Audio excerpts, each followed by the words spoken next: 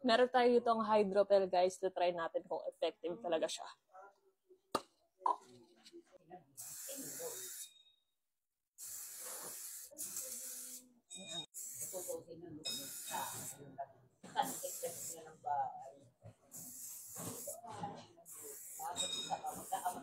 Yan pa natin itong isa.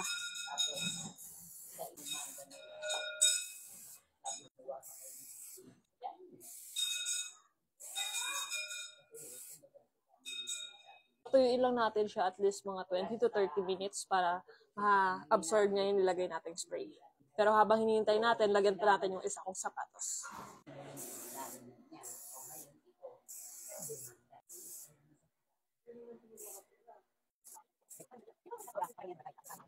Let's wait. Guys, itry na natin kung effective ba na hindi mababasa yung sapatos mo dito sa hydropel. Yan ah. Guys, nakita nyo ba yun? Tumatalsik lang yung tubig oh. Tingnan nyo.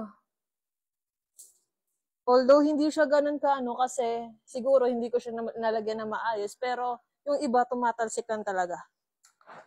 Try pa natin. Ayan, tuloy niya dito. Sa sole niya. Ayan na. Tingnan niyo yung tubig. Ayan, no? Sa mga gusto ng protection sa sapatos nila, lalo ngayon tag-ulan, effective to guys.